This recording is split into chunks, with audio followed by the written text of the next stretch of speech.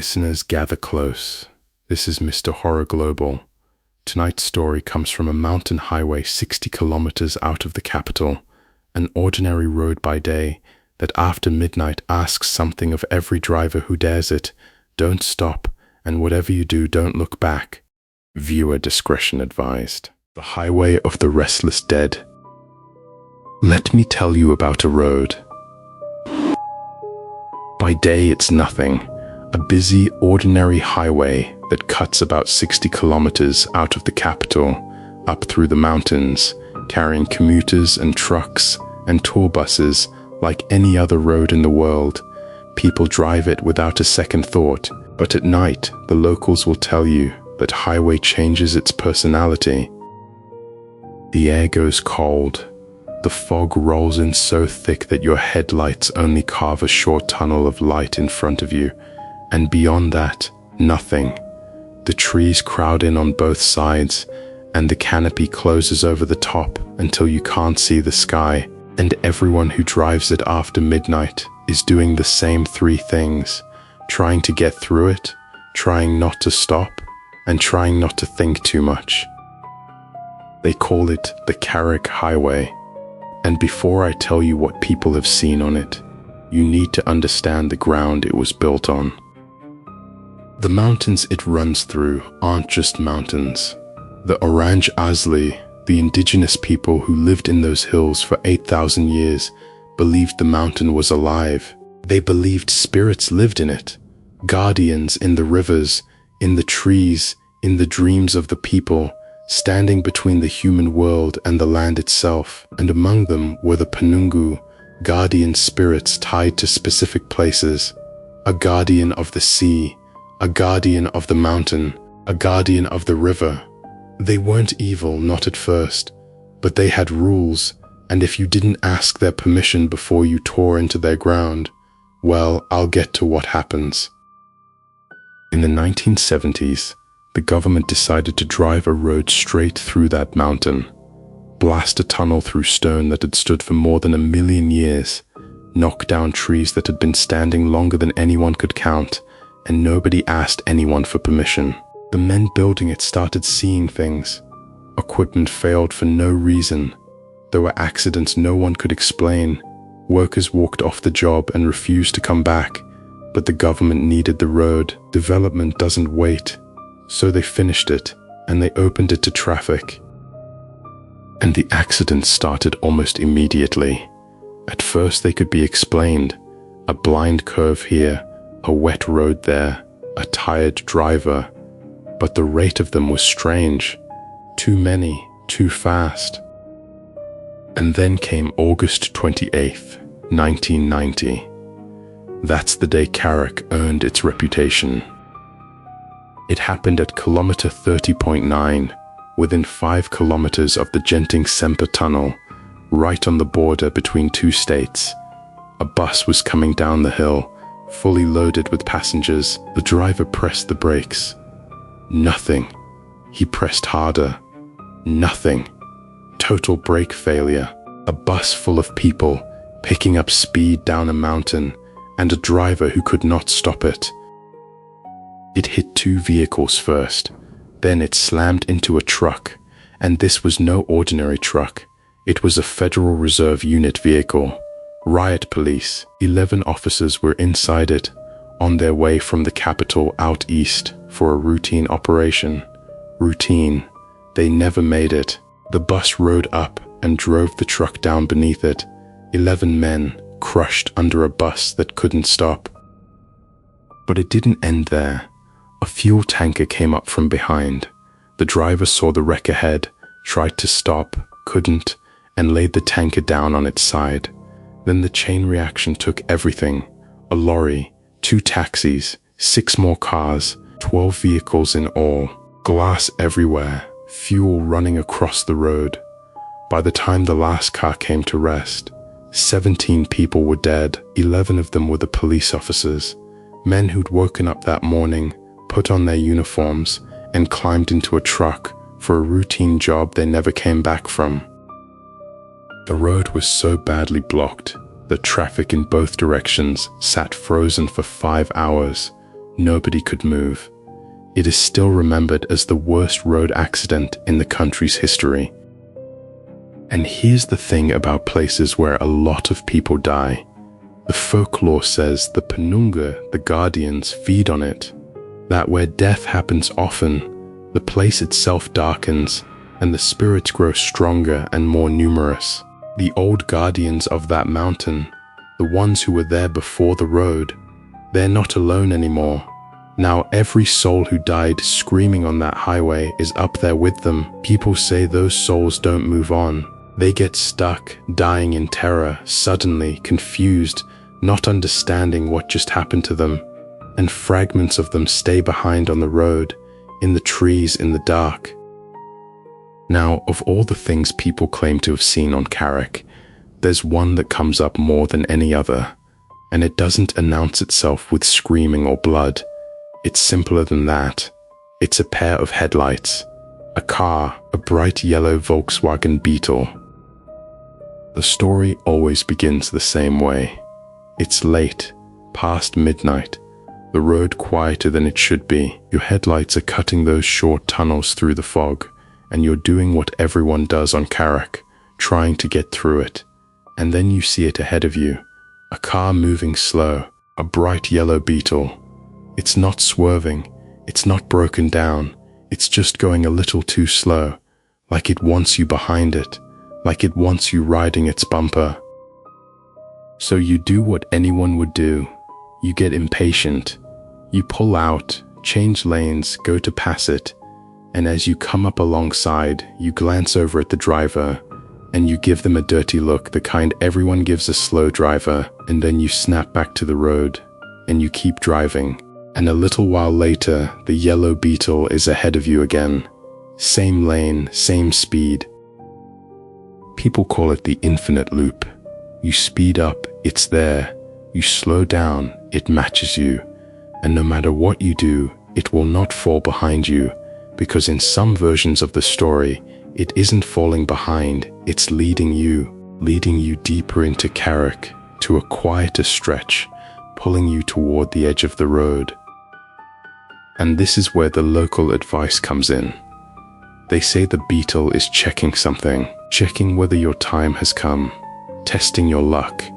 And the ones who've made the mistake of really looking will tell you one of two things. Either there's no one behind the wheel at all, or there's someone, but you can't quite make them out. Just a silhouette that doesn't sit right, that doesn't match the shape of a living person. And what that figure is depends on who's looking. Some say it's tied to the 1990 crash, to the families who never made it home, but everyone sees the Beetle. The next one even has a nickname online. They call him the Shadow Rider. Drivers report a motorcyclist, black helmet, black jacket, black bike, head to toe, riding right alongside their car, not ahead, not behind, beside, matching their speed exactly. At first you think it's just another rider, but then something feels wrong, because no matter how fast you go, 100, 110, 120, it costs him nothing. He just keeps pace. One woman, riding back up toward Genting, said he appeared beside her at 90. She pushed it to 110. He stayed right there, and she made the mistake everyone makes. She turned her head and looked. Through the visor of that black helmet there was nothing. No face, no head, just darkness inside. She screamed, swerved, nearly put herself into the wall, and when she looked again, he was gone. And here's the part.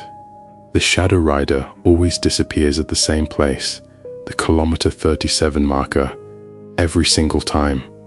And if you know the history of that spot, you know that in 2003, a young woman on a motorcycle died there, thrown by a truck, killed instantly. Her family left a little shrine at the marker, flowers, a photo. It's still there. So the Shadow Rider, people say, is her. The next one is worse, because it doesn't just frighten you, it makes you do something. We have to talk about the Pontianak. In the folklore, The Pontianak is the spirit of a woman who died in childbirth or while pregnant.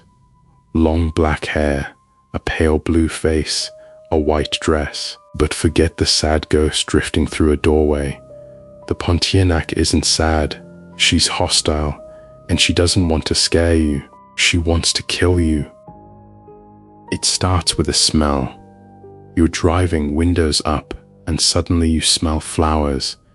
Frangipani, jasmine, that heavy sweet perfume, and some part of your brain knows it's wrong, because there are no flowers out here, sealed in a car at 2 in the morning on an empty mountain road. If you grew up there, that smell makes your hands tighten on the wheel, because frangipani and jasmine are the flowers of death.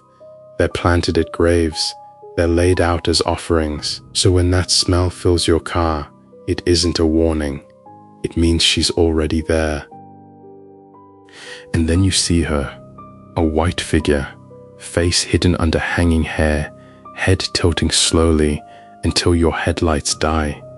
And here's what actually kills people. It isn't her touch, it's the swerve. A woman appears in your windshield, in your head, and you don't think, you wrench the wheel and you go off the road. People don't die because she attacks them, they die avoiding her. She doesn't have to touch you, you just have to see her. And that brings me to the one that gets told the most, the creepiest one, passed around for years. A couple was driving home late one night, husband at the wheel, his wife beside him. The road had gone quiet, that deep midnight quiet.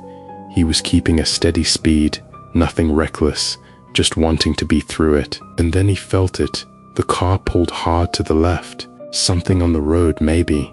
He fought the wheel over to the shoulder and put on the hazards.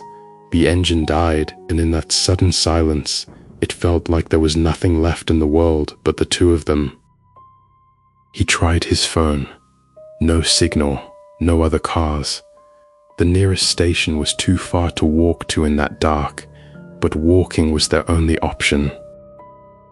"I'll go for help," he told her. "Lock the doors. Stay inside. I'll be back soon." She didn't want him to go. "No," she said, "don't leave me." But there wasn't really a choice, so he stepped out into the wind and he started walking, and she watched his silhouette get swallowed by the dark until there was nothing, and then it was just her, alone, in a dead car, beside the jungle. She glanced at the clock, 1:15 a.m. She turned on the radio, tried to find a station, any station, but it was just static, more static, and under it, a faint voice, too distorted to make out. She turned it off. 1:20 a.m. She started seeing things in the fog, shapes between the trees. He'll be back any minute, she told herself. Any minute now. 1:30. Nothing but the rain and the trees, and that heavy feeling that the world had gone too quiet. Then she heard it. A soft sound above her, on the roof. She froze. Maybe a branch, she thought. Maybe something fell, but the sound moved, slowly, from the center of the roof toward the windshield, and it sounded like fingernails dragging on metal. Her hands clamped onto the wheel. She didn't dare look up. The scratching got louder, faster, and then there was another sound under it. Low, wet, awful, like an animal dying. A tortured, soft, heart-wrenching sound, like flesh being peeled away, and dark streaks began to run down the windshield, long and slow. It was blood. And then the smell hit her. Sweet flowers, too strong. Her hands were shaking. She reached for the door, and that's when the night cracked open. Headlights, someone had stopped, and before she could even get the door open, a voice came at her, amplified, urgent, frightened. "Walk toward us. Do not look back. Do you understand me? Do not look back." A police car sat about 30 feet away, sirens silent, lights blazing. Two officers stood beside it, and one was waving her forward with sharp, hard gestures, like he was trying to pull her to him with his hand. "Walk toward us," he said again. "Keep your eyes on me. Do not look back." She got out, and with every single step, her brain was screaming at her to turn around because her husband was out there somewhere, but the officer's voice never wavered. "Keep moving." She was halfway to them when she heard it behind her, a wet, heavy sound, something large, shifting. She stopped. "Ma'am, keep walking." But she turned her head, just a glance, just enough to see a woman crouched on the roof of her car, hair hanging in thick wet locks over a blood-stained face, a white dress soaked red, limbs bent at angles that don't happen to the living, knees twisted backward, the bones all wrong, and beneath her, pinned under her, was a body, the belly torn open, the throat torn, and it was her husband. The Pontianak had her mouth at him, and as the wife watched, the thing lifted its head, looked her dead in the eyes, blood running off its lips, and slowly smiled. The officers grabbed her as she collapsed and got her out of there. And the husband, he never came back. Nobody knows for certain whether he died there. He just vanished on that mountain that night. There's one more, and this one doesn't happen on the road. It happens after. Back in the 90s, a radio DJ ran a late-night call-in show. You know the kind, the small hours, the city gone quiet, the phone lines getting strange. Listeners would call in and share things they couldn't explain, ghost stories, strange encounters. People loved it. They loved hearing what happened to other people out there in the dark. One night a call came in, a quiet voice. The man said he wanted to share something that had just happened to him, so the DJ told him to go ahead. The man had been driving on the Karak highway, late, his parents in the back seat, his wife beside him, his baby asleep, the road empty and quiet, and he saw a lorry coming the other way, but something was wrong with it. It had only one headlight, and it was driving on his side of the road. He had no time to think. He swerved, but the lorry appeared again, ahead of him, same single headlight. He swerved again, and every time he got away from it, it came back in front of him, and then coming around a bend on the mountain, it was just there right in front of him, and there was no time to react. One last violent moment, and everything went black. He went through the barrier. The car fell to the road below. And then the line went quiet. The DJ waited. And the man said, very quietly, "My parents died in that accident." A pause. "My wife died. My baby died." His voice didn't break. It just kind of emptied out. And then he said, "I'm dead." The DJ sat there for a second, and then he laughed it off, told his listeners it must have been a prank, some regular caller having a bit of fun, and he moved on with the show. But the next morning he opened the newspaper, and there it was. That night on the Karak highway, a car had gone through the barrier and over the edge. Inside, a man, his wife, his mother and father, and a baby. 5 people, all dead, and every detail matched the call. The DJ went back to the station. His hands were shaking as he pulled up the recording from the night before. He found the call, rewound it, and pressed play, and he heard nothing, just static, then silence. The man's voice, his story, his confession, his last 3 words, none of it had recorded. The tape was blank. Some people say the caller didn't even know he was dead yet. And some people say he knew exactly what he was doing, that he just wanted someone to hear it before he went. Now the truth is, the Karak highway is genuinely dangerous.